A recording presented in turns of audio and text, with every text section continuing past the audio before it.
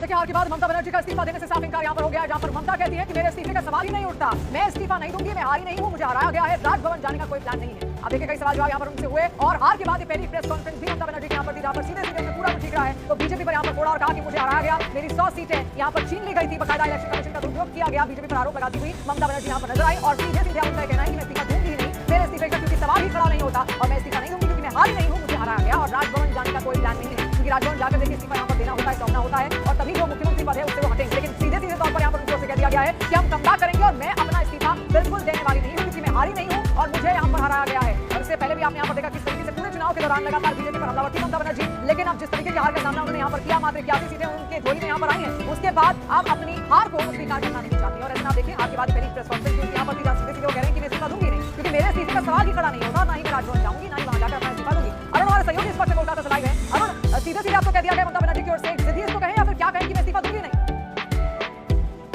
देखिए तृणमूल कांग्रेस के सूत्रों ने पहले कहा था कि 4 बजे की प्रेस कॉन्फ्रेंस के बाद ममता बनर्जी राजभवन से समय मांग सकती हैं और इस्तीफा दे सकती हैं, लेकिन अब ममता बनर्जी ने रणनीति बदल दी। जिस तरह से इंडिया अलायंस के जो तमाम दल हैं उनको समर्थन मिल रहा है, चाहे राहुल गांधी हो, सोनिया गांधी हो, अखिलेश यादव हो, ममता बनर्जी ने अपनी प्रेस कॉन्फ्रेंस में साफ कर दिया कि न वो राजभवन जाएंगी, न राज्यपाल से समय मांगेगी और न ही इस्तीफा देंगी। उनका ये कहना है कि इस्तीफा इसलिए नहीं देगी क्योंकि ये जो जनमत पाई है बीजेपी, वो जनमत थ्रू प्रोसेस नहीं मिला, उनको ये जनमत चुराया है। तो आप ये कह सकते हैं कि ममता बनर्जी ने स्पष्ट कर दिया है कि वो मुख्यमंत्री पद से इस्तीफा नहीं देगी। हालांकि चुनाव आयोग ने जब 207 सीटों का रिजल्ट घोषित कर दिया और 207 सीटें उनको मिल गई बीजेपी को, तो जाहिर सी बात है आगे चलकर के बीजेपी सरकार बनाएगी। लेकिन फिलहाल ममता बनर्जी ने राजभवन जाने को तैयार है। आपके पास देखिए यहाँ पर वापस लौटेंगे, लेकिन एक बार फिर से दर्शकों को सुना देते हैं कि ममता बनर्जी ने आखिर कहा क्या था। सुनिए।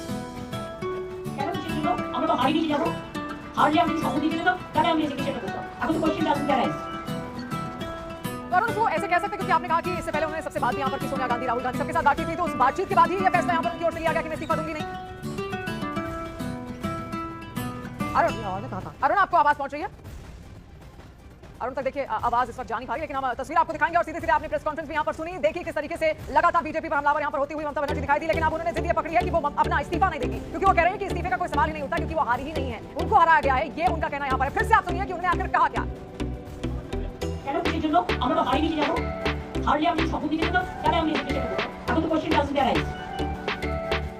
तो राजभवन जाने का कोई प्लान नहीं है, ये वो कह रही हैं और उन्होंने ये भी कहा कि विपक्ष के जितने नेता थे उनके साथ उनकी बातचीत भी यहाँ पर हुई है। आपके बातचीत के बाद ही मन यहाँ पर उनकी ओर से बना लिया गया। अगर इस्तीफा नहीं देंगे तो देखिए जो नॉर्मल प्रक्रिया है उसकी अवहेलना भी कहीं ना कहीं यहाँ पर है, क्योंकि अब जिस तरीके से नतीजे यहाँ पर सामने आए इलेक्शन कमीशन की ओर से, हालांकि उन्होंने ये भी कहा कि इलेक्शन कमीशन की जो फॉर्मल नतीजे हैं उसमें भले ही वो हार गई है लेकिन मॉरली वो जीत गई है, ऐसा उनका कहना यहाँ पर है। और अरुण लगातार हमारे साथ यहाँ पर जुड़े हुए हैं, एक डिटेल हम तक पहुंचा रहे हैं। अरुण अब आपसे समझना चाहेंगे कि अगर इस्तीफा नहीं देती ममता बनर्जी तो आगे की प्रक्रिया क्या कहती है? देखिए अमूमन इस तरह के वाकई नजर नहीं आए भारतीय लोकतंत्र में। जैसे ही कोई व्यक्ति चुनाव हारता है, मुख्यमंत्री को जाकर के राजभवन में इस्तीफा अपना सौंप देता है, उसके बाद जो गवर्नर है वो उनसे कहते हैं कि आप केयर टेकर चीफ मिनिस्टर बने रहिए, अब हम नए जब तक दल के मुखिया को, विधायक दल के नेता को नहीं बुलाते तब तक आप मुख्यमंत्री बने रहिए। लेकिन ममता बनर्जी ने घोषणा की है कि वो इस्तीफा नहीं देगी। अब गवर्नर के सामने विकल्प क्या बचेंगे? गवर्नर नई सरकार बनाने को तब तक नहीं बुला सकते जब तक इनको डिसमिस न करें, या तो मुख्यमंत्री को उनको पद से हटाएं या तो उनको डिसमिस करें गवर्नर को, संविधान प्रदत्त जो उनके अधिकार है उसके बाद ही नई सरकार बन सकती है। तो एक ये संवैधानिक संकट जरूर खड़ा हो जाएगा अगर ममता बनर्जी अपने रुख पर कायम रहती है। देखिए अभी समय है, मैं ये कह रहा हूं कि गृह मंत्री अमित शाह को पर्यवेक्षक बनाया भारतीय जनता पार्टी ने, वो कल या परसों में पहुंचेंगे यहाँ पर, उसके बाद वो विधायक दल की बैठक बुलाएंगे, उसके बाद अपना नेता चुनेंगे। एक बार जब विधायक दल का नेता चुन लिया जाता है और सरकार संविधान विशेषज्ञ के पीडी आचार्य देखिए इस वक्त हमारे साथ जुड़ चुके हैं। सर पहले तो आपका बहुत बहुत स्वागत है। अब जिस तरीके की परिस्थिति इस वक्त लगातार पश्चिम बंगाल में देखने को मिले क्योंकि ममता बनर्जी कह रही है कि वो इस्तीफा नहीं देंगी, तो क्या कहता है संविधान इसको लेकर? क्या क्या जो अधिकार है गवर्नर के पास है? देखना एक चीफ मिनिस्टर जिनको जो मतलब इलेक्शन लूज कर गई है और उनकी पार्टी डिफीट हो गई है और वो गवर्नमेंट नहीं बना सकती और उनको तो रिजाइन करना ही है, क्योंकि एक तो ये है कि गवर्नमेंट का एक टेन्योर होता है, कार्यकाल होता है, तो 5 साल होता है, उसके बाद उनको जाना ही पड़ेगा। अगर उसके बाद भी, अब इसका कार्यकाल कब समाप्त होगा मुझे पता नहीं है, वो उसके बाद वो चीफ मिनिस्टर नहीं रह पाएंगे, है ना। वो पहले उसके पहले रिजाइन करें या ना करें, लेकिन वो जो कार्यकाल जब खत्म होता है तो उसके बाद वो रहेगी नहीं चीफ मिनिस्टर। अगर फिर भी तो उसमें कॉन्स्टिट्यूशनली रह ही नहीं सकती उसके बाद, ठीक है। पीडी आचार्य जी, गवर्नर के पास क्या विकल्प आप बचे हैं, क्योंकि ऐसे तो बहुत देरी भी काफी हो जाएगी। देखो ना, गवर्नर अभी वो अब जहाँ तक ममता बनर्जी का सवाल है, अगर वो इस वक्त आज रिजाइन करती है फिर भी गवर्नर उनको कहेंगे कि आप कंटिन्यू करिए और एक चीफ मिनिस्टर को जब तक नहीं अपॉइंट करते तब तक आप रहिए। तो रिजाइन करना जो है ना, उसके बाद भी वो चीफ मिनिस्टर ही रहेगी, मतलब कहते हैं कि चीफ मिनिस्टर रहेगी, ये बात है। लेकिन लेकिन उसका जो कार्यकाल जब खत्म होता है कॉन्स्टिट्यूशनली, तो उसके बाद वो चीफ मिनिस्टर नहीं रह सकती। यानी कि पीडीटी आचार्य जी, जो नई सरकार बनेगी उसके गठन में किसी तरीके का कोई पेंच फंसता हुआ फिलहाल नहीं दिख रहा है ना, कंक्लूजन यही है?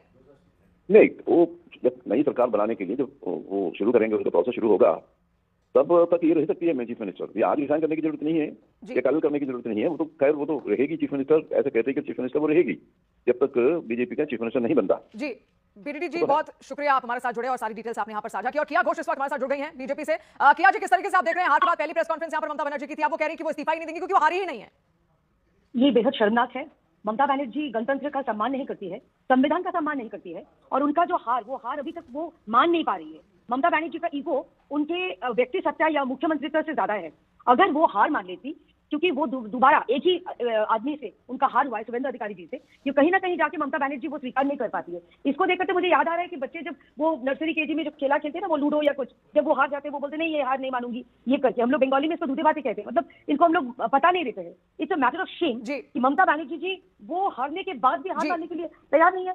ये यानी कोई मिलाकर अपनी हार मानना नहीं चाहती यहाँ पर ममता बनर्जी जी। तो देखिए, ये लगातार उनका ये कहना है कि वो हारी नहीं है, तो फिर वो इस्तीफा आकर क्यों देंगी। बहुत शुक्रिया किया जी हमारे साथ जुड़ने के लिए।